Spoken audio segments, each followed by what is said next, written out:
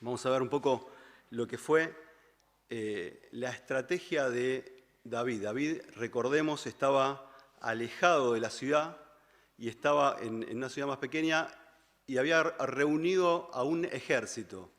Quizás no era tan grande como cuando decimos ejército, nos imaginamos quizás personas 10.000, 20.000, 100.000, 200.000 personas. No sabemos de cuánto era el ejército, pero no era demasiado grande. Sí sabemos, por lo que vemos en la Escritura, que era un ejército experimentado. Entonces vemos lo que David planeó acerca de este encuentro que tenía que tener con el ejército de Israel contra su hijo Absalón. Dice el versículo 1 del capítulo 18 de 2 Samuel: David pues pasó revista al pueblo que tenía consigo y puso sobre ellos jefes de millares y jefes de centenas. Y envió David al pueblo una tercera parte bajo el mando de Joab, una tercera parte bajo el mando de Abisai, hijo de Sarbia, hermano de Joab, y una tercera parte al mando de Itai Geteo. Y dijo el rey al pueblo: yo también saldré con vosotros. Mas el pueblo dijo: no saldrás, porque si nosotros huyéremos, no habrá caso de nosotros, y aunque la mitad de nosotros muera, no harán caso de nosotros. Mas tú ahora vales tanto como 10.000 de nosotros. Será pues mejor que tú nos des ayuda desde la ciudad. Entonces el rey les dijo: yo haré lo que bien os parezca. Y se puso el rey a la entrada de la puerta, mientras salía todo el pueblo de 100 en 100, de 1000 en 1000. Y el rey mandó a Joab, a Abisai y a Itai, diciendo: traed benignamente, por amor de mi joven, por amor de mí, al joven Absalón. Y todo el pueblo oyó cuando dio el rey orden acerca de Absalón a todos los capitanes. Hasta ahí vamos a leer la primera parte y podemos ver ahí la estrategia que David había considerado acerca de esta lucha, esta batalla que tenía que tener contra el ejército de Israel, contra su propio ejército, era su propio reino, y contra su propio hijo. Ya sabemos la situación que tenía Absalón, ¿no? Absalón estaba rebelado, estaba mal, estaba en contra y había logrado persuadir a mucho del pueblo para que esté de su lado. No hay, es decir, una causa, hemos escuchado en 2 jueves atrás, la causa quizás por la cual Absalón estaba en contra de su padre, pero quizás también era la misma causa por la cual Absalón no respondía a las amenazas y al levantamiento de su propio hijo Absalón. Sin duda David era un hombre conforme al corazón de Dios, como hemos escuchado desde hace muchos jueves. Era un hombre que Dios estaba de su lado y aconsejaba y buscaba el consejo de Dios. Quizás con sus hijos no era lo fuerte o lo firme que tenía que ser, pero porque también los amaba. Por supuesto que esto no justifica el pecado, ¿no? Pero sí podemos entender que David amaba a sus hijos. Y es así que decide dividir al pueblo en tres segmentos, en 3 partes. Una estrategia militar muy conocida. Ya había pasado, por lo menos se relata en la Biblia, en por lo menos 3 veces. Allí en Jueces 7, Gedeón contra Madián. En 1 Samuel 11, Saúl contra los amonitas. Y en el capítulo 13 de 1 Samuel, versículos 17 en adelante, los filisteos, que se organizan también de la misma forma contra Saúl. Era una estrategia conocida, no había nada nuevo de lo que estaba planificando David para enfrentarse al ejército que lo quería derrocar. Y esto nos muestra que David confiaba en Dios. Sin duda David no planeó nada y no hizo entrenar a la gente, ni siquiera hizo demasiado alarde de lo que tenía, porque también no era demasiado, pero sí confiaba en Dios. Y confiaba en Dios aún a pesar de sus sentimientos hacia su hijo. El versículo 3 nos habla también de que vemos el deseo de David de acompañar al pueblo y pelear con el pueblo. Pero vemos una sabia decisión del pueblo. ¿Cuál es la sabia decisión? Le dijeron a David: vos valés más que 10.000 de nosotros.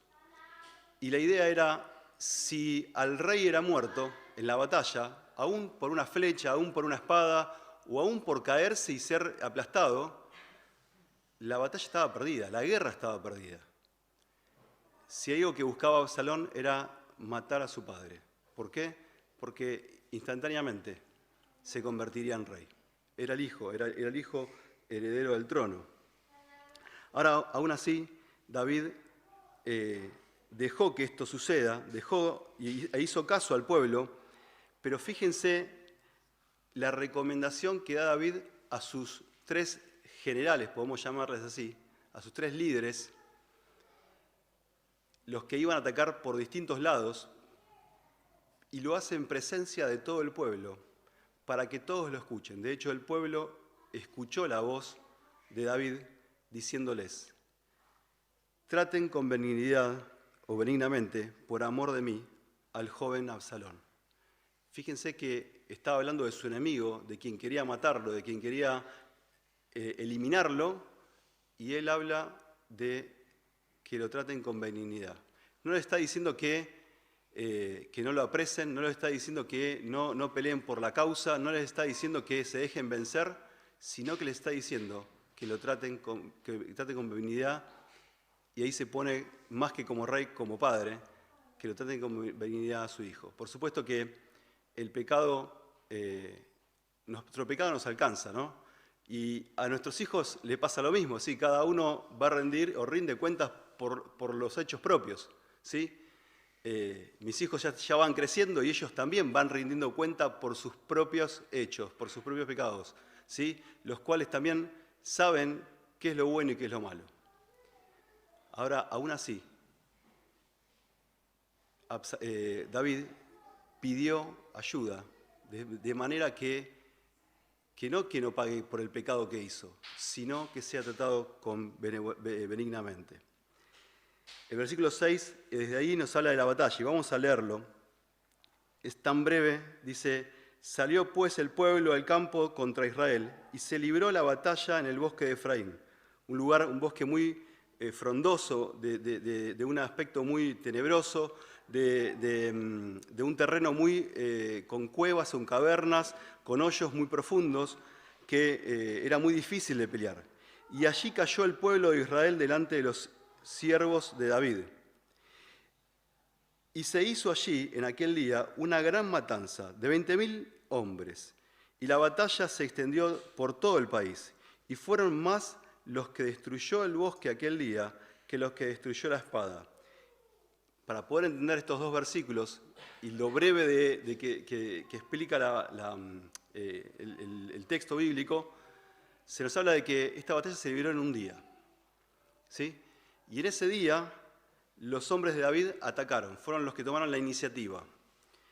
Cayó el pueblo de Israel delante de los siervos de David, es decir, fueron vencidos. Israel fue vencido a mano del ejército que comandaba David. Una gran matanza como de 20.000 hombres que murieron. La batalla no solo se produjo ahí en el lugar, sino que se extendió hacia todo el país, dice el texto. Destruyó más el bosque que lo que destruyó la espada. Y esto era, como les comentaba antes, seguramente el lugar donde empezaron a huir los hijos de Israel, se metieron en un lugar que no conocían y que era muy difícil de traspasar, imagínense, o a caballo o corriendo, tratando de escapar, y fueron más, como dice el texto, más los que mató el bosque que los que mató la espada. Sin duda, la mano de Dios también estuvo ahí. Y sin duda no podemos evitar de pensar en esto como algo que Dios permitió y que fue algo sobrenatural. Fíjense que fueron más los que mató un lugar natural, no fueron ni las piedras, no fueron ni los arcos, no fueron las espadas, no fueron las lanzas, sino que fue un lugar de creación, ¿sí? Que fue creado. Y los hombres cayeron en el lugar y fueron muertos, y fueron más de 20.000. Dios peleó por David, sin duda, en una forma inusual. No lo podemos explicar por qué fue así, pero Dios peleó por David y por esa causa. no fuera la torpeza de los hombres que cayeron, que se lastimaron, que se desbarrancaron por algún precipicio, sino que fue Dios que permitió que pase eso. A veces, cuando leemos estas historias, pensamos, qué débiles que son los hombres que peleaban, eran soldados. No, eran soldados preparados para la guerra, habían luchado muchas guerras ya. Eran hombres preparados para morir y para matar, y preparados en todo su aspecto físico. Y Dios permitió que no sea tanto la espada, sino que sea su voluntad que ellos caigan, que ellos perezcan. Hay un predicador muy antiguo que decía, pereciendo no solo la espada, sino entre los robres espesos y los abrojos enmarañados del bosque que ocultaban precipicios espantosos y grandes cavernas en las que los rebeldes se sumergieron en su salvaje miedo cuando comenzó la derrota. Sin duda, Dios permitió que pase esto, que suceda esto, y Dios tenía un propósito para esto. Vemos ahí a partir del versículo 9, del capítulo 18, vemos, y se encontró Absalón con los siervos de David, e iba Absalón sobre un mulo, y el mulo entró debajo de las ramas espesas de una gran encina, y se enredó la cabeza en la encina, y Absalón quedó suspendido entre el cielo y la tierra, y el mulo en el que iba pasó delante.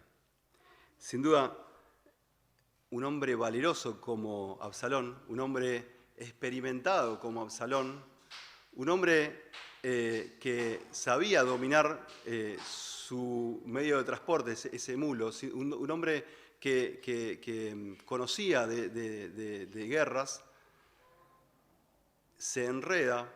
Quizás algunos dicen que en la encina quedó enredado desde su cuello, otros hablan de su mismo cabello.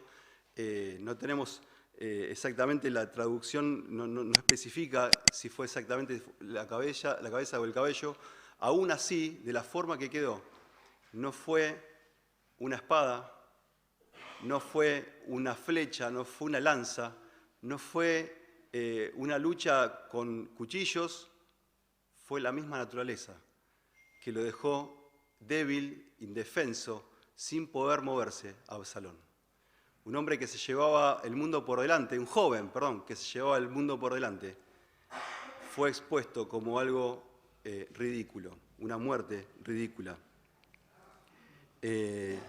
Quizás una muerte sin gloria, para un hombre que buscaba la gloria, una muerte que él no creería merecer como hombre o como joven importante.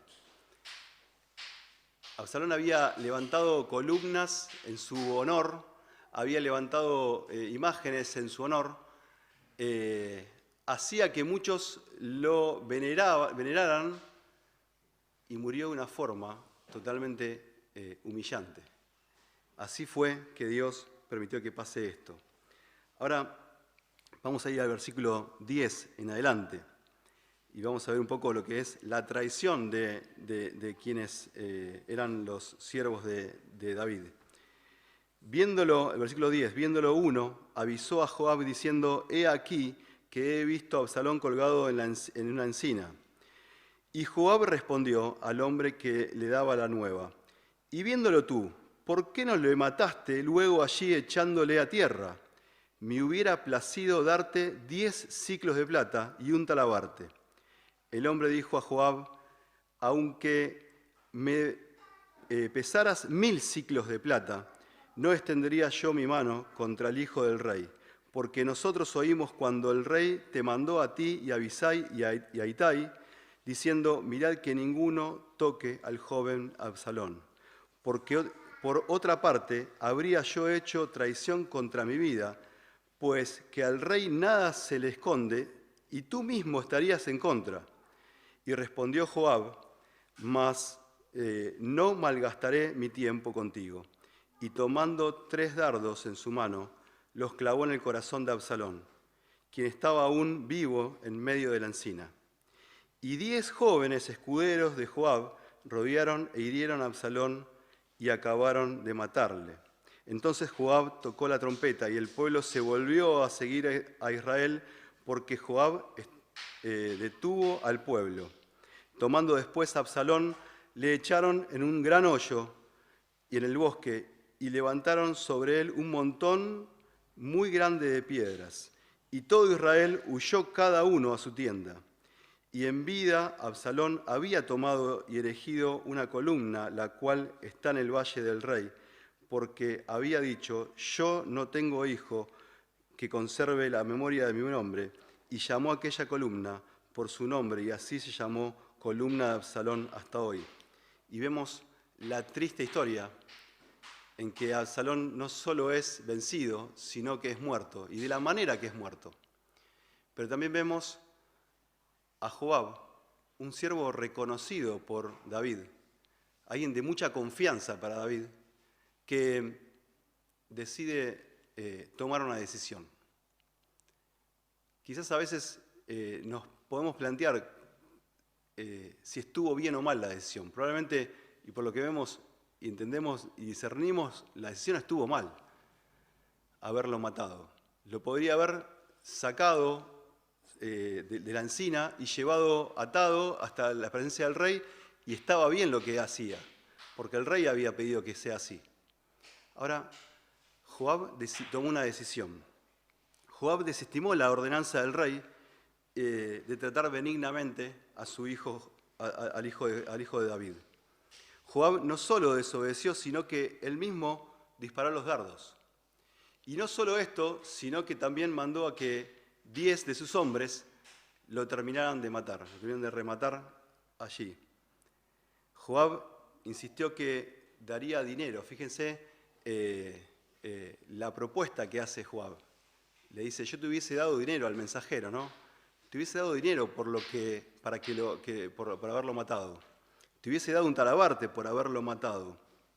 Sin embargo, el hombre se rehusó a hacerlo. El hombre desestimó por lealtad a David. Este hombre era un hombre fiel, un siervo fiel que servía a David. Quizás entre las cosas que menciona el dinero, los ciclos de plata, y también menciona un talabarte. El talabarte era algo para un guerrero, para un soldado, era algo muy importante, una pieza muy importante de su vestimenta, de su ornamenta. No era de cualquier soldado, era un soldado principal, tenía que ser alguien de un rango elevado, y era altamente valorado por las naciones. Era un regalo que era caro, no solamente en dinero que lo que estaba dando, sino el honor de tener esa pieza para él. Ahora, aún así, este hombre, fíjense que lo desestimó, porque era más importante, y esto es una enseñanza también para nosotros, es más importante la honra a Dios, la honra a nuestro Señor, que la honra, que el poder obtener cosas de este mundo. Y este hombre vio a David como aquel rey que lo había enviado, y lo vio a David como aquel rey que tenía que honrar. Y sin duda, hasta el final, le honró. Joab sabía que David era, generalmente, y usa una palabra, hay una palabra que es muy, muy buena para aplicar, que es indulgente. Es aquel que tiende a perdonar, ¿no? El indulgente es aquel que tiende a perdonar. Y que David era un hombre indulgente con sus hijos, ¿sí? Y si vemos la historia que venimos hablando ya hace varios jueves, vemos que David perdonó a sus hijos, aún por los que se rebelaron, aún los que levantaron espada contra otros de sus hermanos, aún los que lastimaron a otros de sus hermanos. David fue indulgente. Esto no significa que sea algo malo, ¿eh? Lo que significa es que David perdonó más de lo que debía haber perdonado, pensando en la función que tenía David. David era el rey. No era solamente el padre de una casa, era el rey de Israel. Y Dios le había dado esa responsabilidad. Y debía juzgar con justicia al pueblo. Y eso incluía a su casa.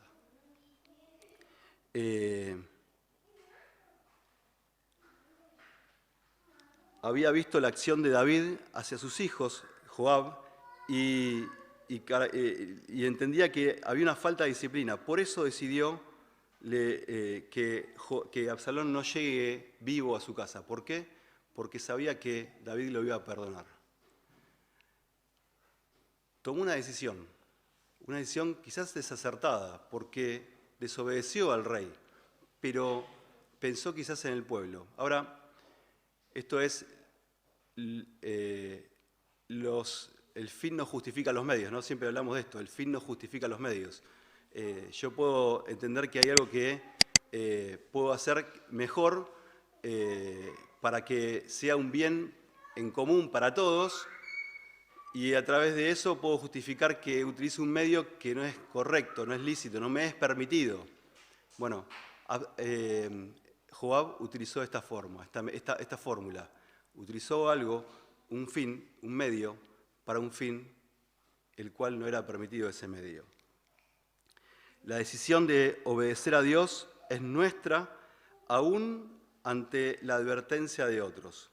Si otros nos están diciendo, mirá que lo que estás haciendo está mal o lo que vas a hacer está mal, tenemos que escuchar, porque evidentemente algo puede ser que estemos haciendo mal.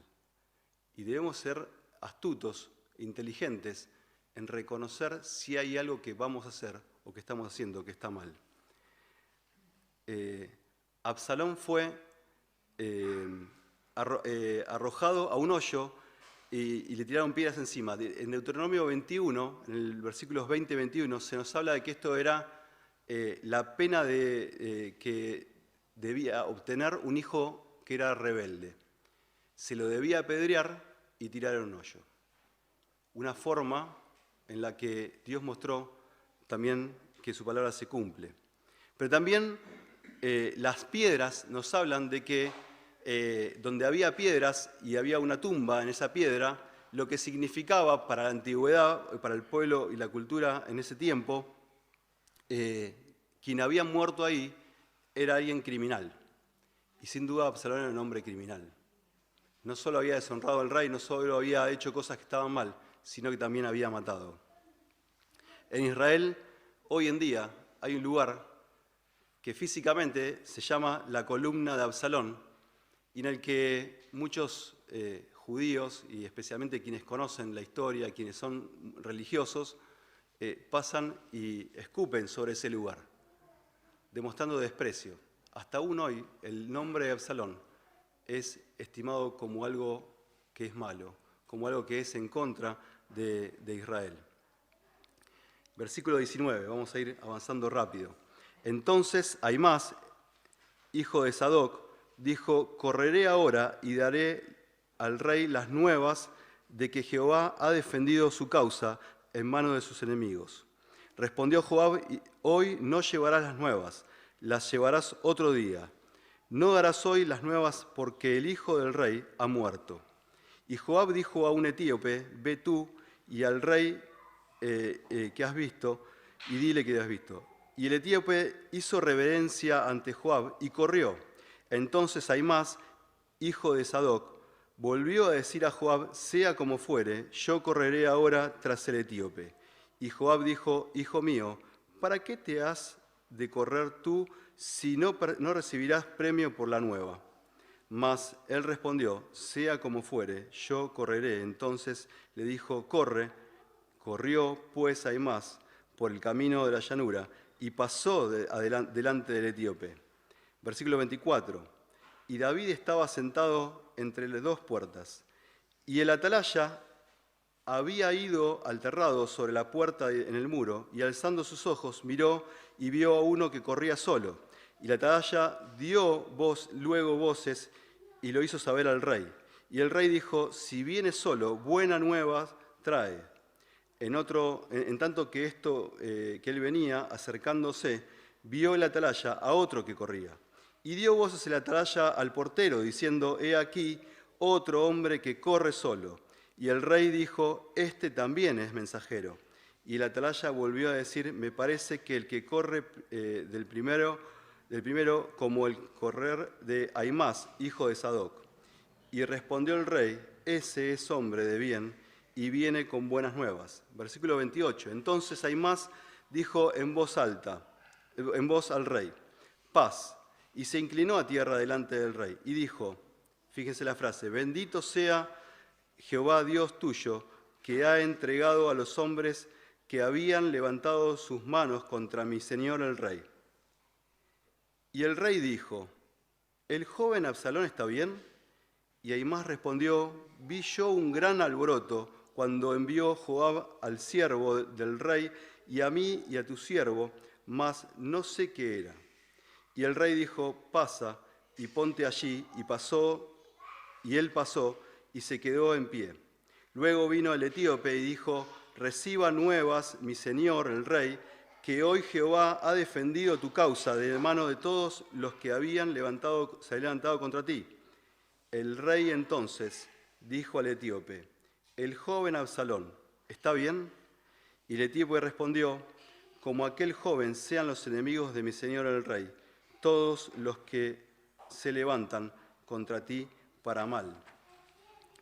Y aquí vemos esta situación de anuncio en la que estos dos siervos, primero Ahimás que quería ir y después también el etíope que fue enviado, y quizás algo raro, ¿no? Esto entre paréntesis lo digo, un etíope que es vencido, ¿no? Corriendo, sí, increíble, pero lo pasó y por algo tenía ese deseo de contarle al rey lo que había sucedido. Quizás por, no sé, querer congraciarse, quizás por querer mostrar algo más, no sabemos por qué, quizás por lealtad, por fidelidad, pero quería dar la noticia. Aún así, no dio la noticia. Pero fíjense la actitud de David. Preguntó, la primera pregunta, las primeras palabras que le dijo a cada uno fueron las mismas. El joven Absalón, ¿está bien? No preguntó si la batalla la habíamos ganado, no preguntó si éramos vencedores, se habían matado a todos los enemigos, se habían matado a todos los traidores. Lo primero que preguntó fue si su hijo estaba bien. Sin duda, Ahimás ocultó la respuesta. Pero el etíope dio una respuesta y hay una respuesta muy parecida que David también recibe en Primera de Samuel, en el capítulo 25. Acuérdense el suceso ahí de Abigail y quien era su esposo anterior, que había hecho mal contra David. ¿Quién se acuerda el nombre? No. Nabal, ahí está, muy bien. Estaba recordando justo en ese momento. Y la respuesta es muy similar que le dan a David. La respuesta es muy similar. Y a él sin duda le pudo haber traído recuerdos de la forma que el etíope le habló y de la misma respuesta. Un hombre que se había levantado contra el rey, contra el elegido por Dios, o el ungido de Dios, que había sido en el tiempo de Abigail, y que se había rebelado, y que había maltratado al rey. Bueno, de la misma forma es la respuesta. Quizás una respuesta formal para ese tiempo, en esa cultura, pero que para David era algo conocido, algo que entendía. Aún sabiendo la consecuencia de esa respuesta. Para David era un lenguaje sin duda familiar. David pudo haber preguntado, ¿ha muerto mi hijo Absalón? Pero no preguntó eso, preguntó si estaba bien.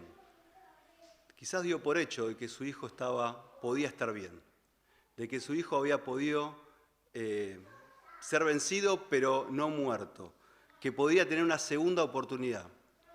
Dios había determinado otra cosa para él. Esto habla de un padre más que de un rey. Habla de aquel que cuida de sus hijos, que cuida de su familia, más que de quien está por sobre el pueblo de Israel. Nuestros hijos pueden caer en pecado, nuestros hijos pueden caer en dificultades en consecuencia de sus propias obras. Ahora, aún así, nosotros debemos reconvenirle, por supuesto, debemos explicarles, pero no debemos dejar de darle el amor que mismo Dios nos da a nosotros, que mismo Dios nos dio a nosotros y que cada día nos da, a pesar de que nosotros también, y muchas veces, traicionamos a Dios, no siendo santos. El versículo 33 dice, entonces el rey se turbó y subió a la sala de la puerta y lloró. Y yendo decía así, hijo mío, Absalón, hijo mío, Absalón, ¿quién me diera que muera yo en tu lugar, en lugar de ti, Absalón, hijo mío, hijo mío. Para David fue un dolor muy grande el perder a su hijo Absalón. Hace tiempo habíamos escuchado en uno de los mensajes, no recuerdo quién fue que lo había comentado, si había sido Damián o Sebastián, no me acuerdo quién había dicho, la consecuencia de que Dios le había marcado por la espada a David en su familia. Y la consecuencia de perder hijos frecuentemente por la espada, porque sin duda él había marcado ese camino. ¿Quién me diera, y fíjese la expresión que utiliza David, quién me diera que yo muriera en lugar de ti? Así es el clamor de David, en realidad el que escuchamos, es el clamor de Dios por nosotros. Y sin duda Dios decidió por nosotros que no tengamos o no suframos una muerte eterna, sino que envió a su Hijo Jesucristo para que nosotros podamos tener vida. Y sin duda esta historia nos lleva a pensar un poco en eso, a pensar que Dios, como el Rey de Reyes y Señor de Señores, decidió enviar a su Hijo para que pueda morir por nosotros, rebeldes, pecadores, enemigos de Dios, y que nosotros podamos tener vida. No podemos dejar de percibir esta misma relación, esta sombra de similitudes, y ver que Dios no pagó con el castigo o con su justicia la que merecíamos sobre nuestros hechos por nuestros pecados, sino que decidió darnos una oportunidad. Para Absalón fue la perdición, para nosotros fue vida, para nosotros fue la posibilidad de tener una nueva oportunidad, incluso la de poder no morir eternamente, la de poder vivir en la presencia de Dios, porque no solamente tenemos salvación, sino que tenemos la oportunidad de estar frente y en presencia de aquel que nos amó y que redimió y que pagó el precio en sangre por nuestras vidas, aunque éramos rebeldes y enemigos. Y Dios decidió salvarnos. Y que en esta noche podamos terminar esta pequeña historia, ¿sí?, pensando en la consecuencia del pecado, pensando en la actitud de amor de David, pero también pensando en que en nosotros también se nos cumple eso. Dios nos amó, Dios nos eligió, Dios nos escogió para que seamos hijos. Y aún siendo lejanos y siendo contrarios y enemigos de Dios, hemos recibido la gracia. Y la gracia en nosotros cayó y podemos tener vida y vida eterna. Amén.